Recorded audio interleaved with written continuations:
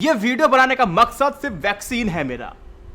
जब आपको पता है कि वैक्सीन ही कोविड में कारगर साबित हो रही है तो नरेंद्र मोदी सरकार की जो लापरवाही है उसको मैं नहीं अंतरराष्ट्रीय मीडिया भी कह रहा है।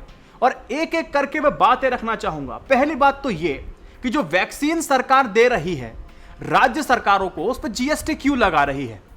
अब यहां पर राज्य सरकारें हैं, जब उनका अब सरकार से क्या मांग होनी चाहिए केंद्र सरकार से, इस पे बातचीत करूंगा। दूसरी बात यह है कि क्या 125 करोड़ देशवासी, उनका हक नहीं बनता कि उनको फ्री में वैक्सीनेट किया जा सके। अब आप कहेंगे कि पैसा कहां से आएगा, सॉल्यूशन मेरे पास है। पैसा बेहद आसानी से आ जाएगा, बस हिम्मत होनी चाहिए राज्य सरकार और केंद्र सरकार की। ये सारी बात मैं आपसे करूंगा, लेकिन बात की अगर मैं शुरुआत करूं तो WHO से शुरुआत करना चाहूंगा। WHO ने साफ तौर पे कहा है भारत में बढ़ते मामलों को देख करके ऐसा लग रहा है कि जो नया स्ट्रेन भारत में फैल रहा है वो अब बेकाबू होता जा रहा है। अगर इसको नहीं रोका गया तो वैक्सीन भी बेअसर हो सकती है। आप सभी को पता है कि अभी वैक्सीन की दवाइयों को लेकर के हिट एंड ट्रायल मेथड चल रहा है कि ये ड्रग काम करेगा, ये ड्रग काम करेगा, ये ड्रग काम करेगा। जो ड्रग हमें लगता है कि ये काम करेगा, अगली जो रिसर्च निकल के आती है तो पता चलता है कि वो ड्रग कोविड में कोई खास काम नहीं करने वाला है। रेमडेसिविर, दूसरी बात आइवरमेक्टिन, ये कुछ ऐसे ड्रग के नाम हैं जो काम नहीं करेंगे कोविड-19 के अंदर, लेकिन हिट एंड ट्रायल चल रहा है।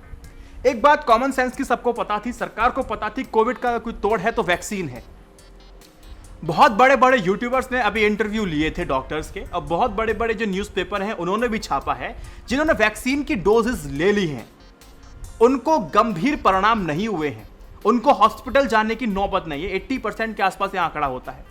जिन्होंने दोनों डोजेस ले ली हैं वैक्सीन की वो हॉस्पिटल नहीं गए हैं, सिर्फ कुछ चंद लोगों को छोड़ दिया जाए तो वैक्सीन इस बीमारी में इतना कारगर साबित हो रही है। तो यहां पर सरकार की लापरवाही यह है कि एक साल पहले जहां पर देश की जनता को कैसे, पूरी देश की जनता को वैक्सीनेट करना है उसके हिसाब से ऑर्डर देने चाहिए थे, तो केंद्र की सरकार क्या कर रही थी, वो चुनाव लड़ रही थी, कुछ लाख ही ऑर्डर दिए थे, जिसका नतीजा, जिसका आपने अपनों को खो करके भुगता है। तो दूसरी बात, यहां पर आप कंगना रनौत का ये जो इंस्टाग्राम पोस्ट है उसमें बताया कि वो कोरोना पॉजिटिव है। खबर ये नहीं है, पॉजिटिव आप भी हो सकते हैं और आपके पड़ोसी भी हो सकते हैं। जब तक आप टेस्ट नहीं करा रहे तब तक आप नेगेटिव हैं, जब आप टेस्ट करा लेंगे तो आप पॉजिटिव हो जाएंगे। RT-PCR टेस्ट की बात कर रहा हूं। तो कंगना रनौत का ये लास्ट वाला लाइन आप देखिए। कंगना रनौत की लास्ट वाली लाइन में लिखा है Covid is nothing, small time flu है और ये जल्दी हम इसको ओवरकम कर लेंगे और हम इससे लड़ लेंगे और हम स्वस्थ हो जाएंगे। कंगना रनौत ने अपने लिए बोला। कई सारे लोग इसको लेकर के उन पे कहूं तो तीरंदाजी करना शुरू कर चुके थे कि ये क्या बोल रही है, इतने सारे लोगों की मौत हो रही है और ये सिर्फ कह रही छोटा सा फ्लू है। कंगना रनौत की अगर इस भाषा को अगर आप पढ़ेंगे तो उसमें सरकार की नाकामी आपको साफ तौर पर दिखाई देगी। एक तौर पर देखा जाए इतना घातक ये फ्लू, अभी इस तौर पर पूरा रिसर्च करने के बाद समझ में आता है कि यह घातक तब है जब आपको कोई मेडिकल सुविधा नहीं मिल रही है। कई सारे लोगों की मृत्यु क्यों हुई है अगर आप देखेंगे तो आपको समझ में आ जाएगा कि उसकी वजह है ऑक्सीजन ना मिलना। अगर उनको टाइमली ऑक्सीजन मिल जाती तो लंग्स जो इन्फेक्टेड हो चुके हैं तो उसका ट्रीटमेंट आसानी से किया जा सकता था। अब ट्रीटमेंट तो तब होता जब ऑक्सीजन मिलती है, और जब ऑक्सीजन नहीं मिली तो ट्रीटमेंट होने का मतलब नहीं, और ट्रीटमेंट अगर नहीं होगा तो ऑक्सीजन नहीं मिलेगी तो फिर आप परलोक सुधार जाएंगे। कई सारे लोगों ने अपने इन लोगों को जाते हुए देखा है। प्रॉपर अगर उनको ऑक्सीजन या वेंटिलेटर बेड अगर मिल जाते तो वो लोग नहीं मारे जाते जो आज मर रहे हैं। इस बात को समझिएगा, सिस्टम की कमी है और सिस्टम अपने आप नहीं चलता। सिस्टम को मैं नहीं चला रहा, सिस्टम को सरकारें चलाती हैं। सिस्टम का फेलियर मतलब सरकार का फेलियर है। कभी भविष्य में बात करेंगे, अभी मेरा पॉडकास्ट है किसी के साथ, तब उस पर बात चर्चा जरूर करेंगे, समझने की कोशिश करेंगे। तो कैसे लोगों की जान बचाई जा सकती है सिर्फ ऑक्सीजन देने की वजह से। आप सोच सकते हैं कि 70 सालों के अंदर, 70 साल से ज्यादा का वक्त हो चुका है और ऑक्सीजन की वजह से लोग मर रहे हैं। ये इसको मैं साफ तौर पे हत्या करार देना चाहता हूं और आपको भी करार देनी चाहिए। लैंसेट ने, अब अगर आप देखेंगे medical research journal the Lancet ने एक संपादकीय छापा है, एडिटोरियल छापा है। नरेंद्र मोदी से साफ तौर पे कहा है कि इनकी जो गलतियां हैं वो माफी लायक है ही नहीं। उसमें कई सारी बातें की गई हैं और कहा गया है कि 1 अक्टूबर तक आप देखेंगे तो 10 लाख लोग मारे जाएंगे। और अगर इतने लोग मारे जाते हैं तो इसकी पूरी की पूरी जिम्मेदारी नरेंद्र मोदी सरकार की है। क्यों है? जब इनको बार बार चेतावनी दी गई थी तो उसके बावजूद कुंभ जैसे आयोजन हुए, उसके बावजूद इलेक्शन कराया गया, यह जिम्मेदार सरकार होगी। दूसरी बात, इस एडिटोरियल में कहा गया है कि जो बीजेपी के लोग थे, जो मिनिस्टर थे, वो ग्राउंड लेवल से ज्यादा ट्विटर पर ज्यादा एक्टिव थे, वहां लोगों को काउंटर कर रहे थे, फिजूल टाइम अपना बर्बाद कर रहे थे। एक यह भी एडिटोरियल में कहा गया है, कोई मेडिकल फैसिलिटीज लोगों को नहीं दी गई, ना बेड, ना ऑक्सीजन, ना वेंटिलेटर, इसका समायोजन सही तरीके से नहीं किया गया। वैक्सीन पॉलिसी सही तरीके से नहीं बनी है। जो वैक्सीन पॉलिसी की भी बात मैं अब इस वीडियो में करना शुरू करूंगा आपसे।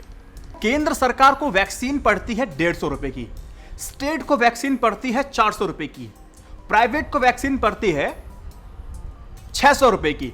अब यहां पर सोचिएगा, केंद्र सरकार की वैक्सीन बांटने में, राज्य सरकार की वैक्सीन बांटने में क्या अंतर है?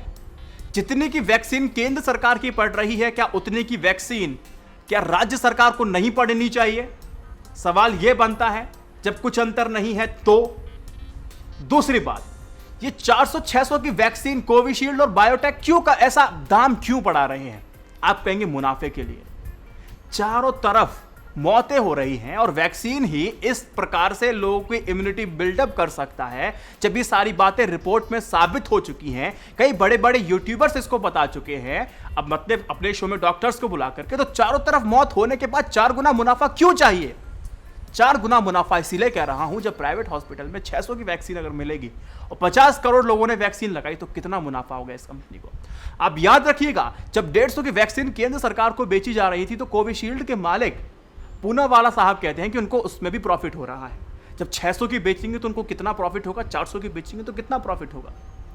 तो यहां पर क्या है कि केंद्र सरकार को कोविशील्ड और कोवैक्सीन बनाने वाले कंपनियों के मालिकों से कहना चाहिए कि जितनी की वैक्सीन आपने हमको दी है उतनी की वैक्सीन आप इनको दीजिए, यानी राज्य सरकार को दीजिए। क्या यह सुझाव गलत है? अगर गलत है तो मुझे कमेंट सेक्शन में बताइएगा। एक बात आप ध्यान रखना, 19 अप्रैल को जब नरेंद्र मोदी जी ने कहा था कि अब पूरे देश में 18+ लोगों के लिए वैक्सीन बनाई जाएगी और वैक्सीन कैंपेन चलाया जाएगा और सभी को वैक्सीन लगेगी, 18+ लोगों को, आपको सिर्फ आके ऑनलाइन आपको रजिस्टर कराना है, उसके बाद आपको वैक्सीनेट कर लेंगे, आपको कर दिया जाएगा।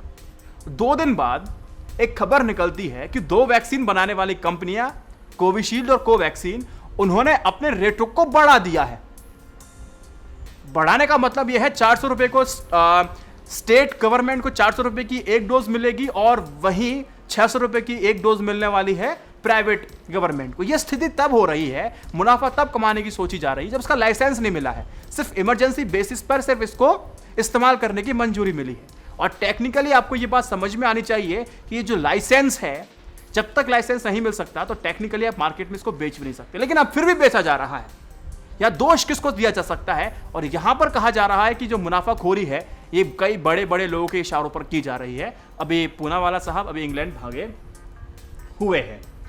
जब वैक्सीन ही इसका इलाज है, कई लोगों को इसको फायदा हो रहा है, तो आप एक बात को समझिएगा, जब वैक्सीन का फायदा हो रहा है तो नंबर ऑफ डोजेस बढ़नी चाहिए, वैक्सीनेशन ड्राइव जोरों पर होनी चाहिए। लेकिन मैं आपको एक आंकड़ा बता दूं, 1 अप्रैल को हम देखते हैं तो 25 लाख से ज्यादा वैक्सीन लग रही थी। 5 अप्रैल में यह आंकड़ा घट करके 19 लाख के आसपास हो जाता है, यानी कि 20 लाख से कम। यह वैक्सीन कम होने की वजह क्या है? सिंपल सी बात है, शॉर्टेजेस होना। यानी कि जिनको एक डोज लग चुकी है दूसरी डोज का इंतजार कर रहे हैं, उनको वैक्सीन नहीं मिल पा रही है क्योंकि शॉर्टेज हो चुकी है। मैंने पहले बताया कि जहां सरकार को अपने ऑर्डर्स दुरुस्त करने चाहिए तो महज 1 लाख डोज देने के बाद ही सरकार अपने हाथ खड़े कर ले। हर्षवर्धन जी कहते हैं कि हमने इस कोविड को रोक लिया। तमाम तरीके की चेतावनी देने के बाद भी इसको नजरअंदाज किया गया और आज हमारा भुगत रहे। जिन्होंने पहली डोज ले लिया वो दूसरी डोज का इंतजार कर रहे हैं, उनको दूसरी डोज नहीं मिल रही है। सवाल यहां पर यह है, अब कहा जा रहा है कि जो आप पहले 6 हफ्ते, फिर 8 हफ्ते, फिर कहा जा रहा है कि 3 महीने बाद आप दूसरी डोज ले सकते हैं।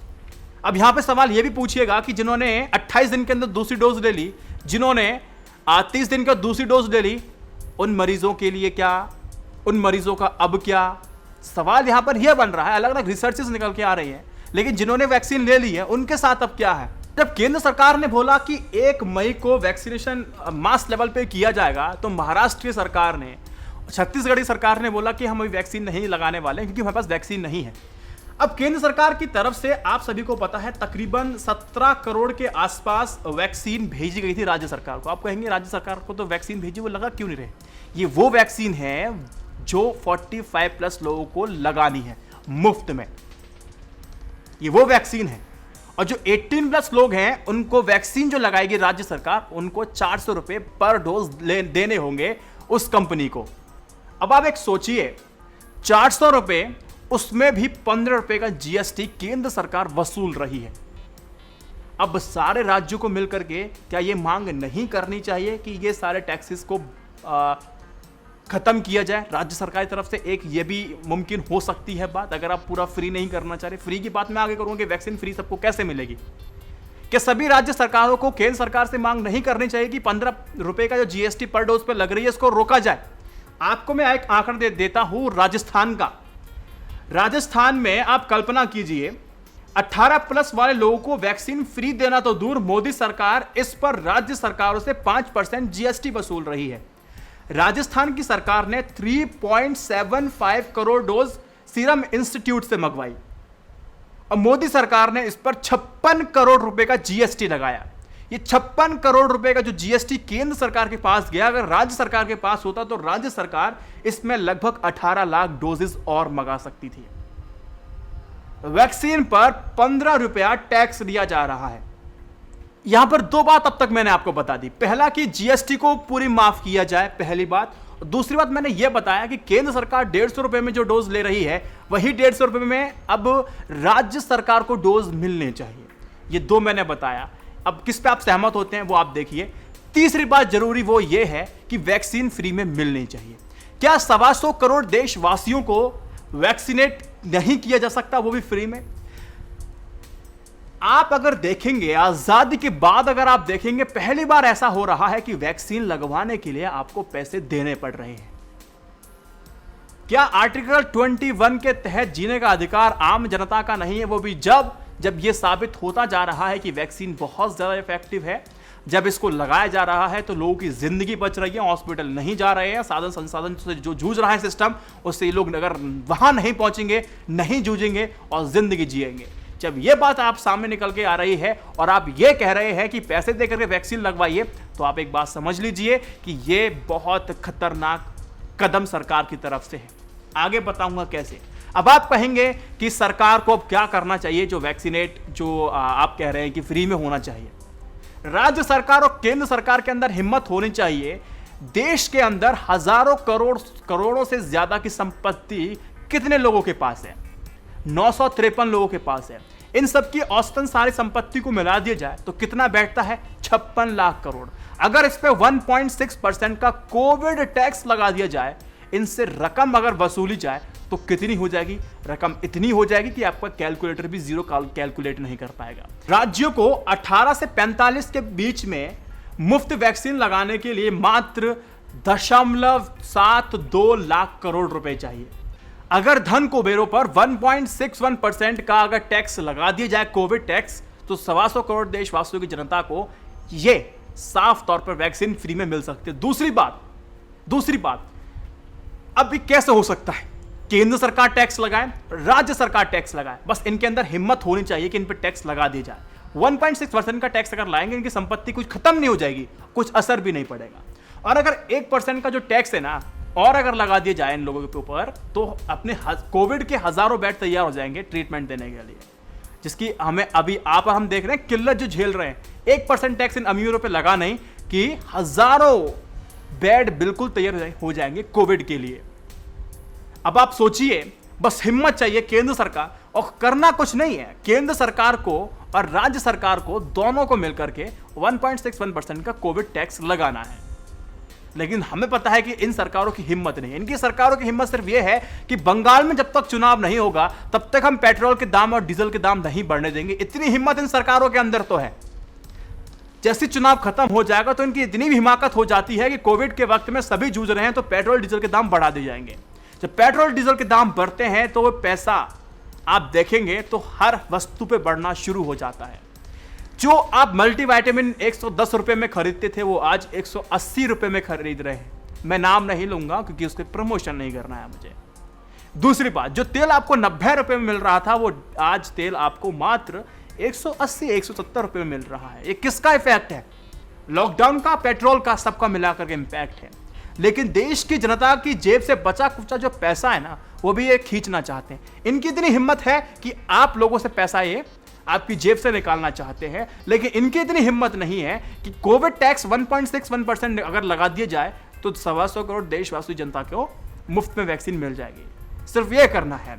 तो आप देख सकते हैं कि पैसे की वजह से राज्य सरकार वैक्सीन की डोज को नहीं खरीदना चाहती है। दूसरी वजह भी वैक्सीनेशन ड्राइव को होल्ड पर डालने का यह भी हो सकता है कि वेस्टेजेस बहुत ज्यादा होती है। दूसरी बात, लॉकडाउन लगा हुआ है तो लोग थोड़ा कतरा रहे हैं बाहर जाने में, लेकिन सरकार ने कहा था कि जो लॉकडाउन है, जो अब जिसको वैक्सीन लगानी है वो जा सकते हैं। तीसरी बात, वैक्सीनेशन की कमी में आप ये भी देख सकते हैं कि सरकारी अस्पतालों में आप देखेंगे तो वहाँ कोविड प्रोटोकॉल का पालन नहीं हो रहा है, तो वहाँ इन्फेक्शन फैलने की चांसेस बहुत ज़्यादा हो जाते हैं। तो इसको देख के लोग नहीं जा रहे हैं। अगर यही कोविड प्रोटोकॉल का पालन अगर होगा तो वैक्सीनेशन ड्राइव शायद थोड़ा सा बढ़ जाए। और एक बात और है कि वैक्सीन को लेकर लोगों के अंदर हिचकिचाहट है थोड़ा सा। कई तरह की अफवाह भी है, कई तरह की ऐसी रिपोर्ट भी आ जाती है कि ब्लड क्लॉट हो रही है, लोगों की मृत्यु हो रही है, वैक्सीन लिया कि इनकी मृत्यु हो गई। कुछ ऐसी रिपोर्ट्स बीच बीच में आती हैं जिसकी वजह से लोगों के अंदर संशय है। तो ये कुछ संभावित बात हैं जिसको लेकर मैंने आपसे बातचीत की और कुछ सुझाव मैंने आपको दिए कि कैसे कैसे वैक्सीन लगाई जा सकती है या फिर कैसे वैक्सीन मिल सकती है गरीब आदमी को। ये आपको वीडियो बताने की कोशिश की। देखिए, समझ पूरी बात को मैं करूँ सिंपल सी बात में, वो सिर्फ ये है, 3 बातें हैं। केंद्र सरकार को वैक्सीन 150 की पड़ रही है तो राज्य सरकार को भी 150 की पड़नी चाहिए। अगर ये भी पैमाना नहीं हो पाता है, अगर वैक्सीन 400 रुपए की राज्य सरकार को अगर पड़ रही है तो उसमें जो जीएसटी लग रहा है वो जीएसटी वाइप आउट होना चाहिए, तो माफ किया जाना चाहिए। जो मैंने आपको बताया कि राजस्थान की सरकार ने 58 करोड़ रुपए टैक्स का दिया था, और ये 58 करोड़ रुपए टैक्स का अगर नहीं दिया गया होता तो 18 लाख डोजेज और आ सकती थी। 18 लाख लोगों को आप समझ सकते हैं कि एक शॉट तो कम से कम मिल ही जाता। और अगर ये 2 बात भी अगर नहीं माननी है आपको, तीसरी बात मैंने आपको बताया कि कोविड वैक्सीन को अगर 125 करोड़ देशवासियों को बिल्कुल मुफ्त में अगर लगवानी है तो सिर्फ अमीर, जो कि अगर संख्या आप देखेंगे 953 है, इनके पास संपत्ति इतनी है कि 1.61% का कोविड टैक्स अगर लगा देंगे तो कई सारे लोगों की जिंदगी बच जाएगी। एक बात आप सोच के चलिएगा, अगर वैक्सीन की कीमत 400, 500, 600, 700 रुपए अगर हो जाती है तो एक आम जनता, आम आदमी, एक तो यह है कि हर कोई स्थिति में नहीं होगा इन वैक्सीन के लिए पैसा देने के लिए, और दूसरी बात, लोग थोड़ा सा कैजुअल बहुत ज्यादा हो जाएंगे। कई सारे लोग हर्ड इम्यूनिटी की तरफ सोचेंगे, थोड़ा सा अपने आप को थोड़ा कैजुअल हो जाएंगे, बोलेंगे कि सबको वैक्सीनेट होने दो, हर्ड इम्यूनिटी अपने पे आ जाएगी, हमारा पैसा ही बच जाएगा और हमारा काम हो जाएगा। तो लोग अंदर कैजुअलनेस आ जाएगी, और इसी कैजुअलनेस की वजह से हम देख रहे हैं कि कितना बड़ा नुकसान उनके परिवार वालों को हो सकता है। तो कुछ ऐसी कॉमन सेंस की बातें थी जो मैंने सिर्फ आप लोगों के लिए की है। ये बात सिंपल, सरल और लंबी बात कहने का मतलब सिर्फ यही था कि आपको एक एक पॉइंट समझाया जाए। इस वीडियो को 3 व्हाट्सएप ग्रुप में शेयर जरूर कीजिए अगर आपको आइडिया पसंद है। अगर आपको मेरा सिर्फ कुछ एक पार्ट पसंद आता है तो इस वीडियो को आप स्क्रीन रिकॉर्ड कीजिए, सोशल मीडिया पर शेयर कीजिए, अपने यूट्यूब चैनल पर शेयर कीजिए। आप पे मैं कॉपीराइट स्ट्राइक नहीं दूंगा, आप जितना चाहें इसका इस्तेमाल कीजिए। I have no issues with that. Share this video at least in 3 WhatsApp group, और उनसे कहिए कि 3 व्हाट्सएप ग्रुप में और शेयर कीजिए। आपका काम खत्म। अगर मेरा आपको लगता है सजेशन अच्छा, INI न्यूज इंडिया की जर्नलिज्म को सपोर्ट करने के लिए पेट्रियन और यूट्यूब मेंबरशिप लीजिए। जय हिंद, वंदे मातरम। Stay updated, stay educated. सत्यमेव जयते। नमस्कार।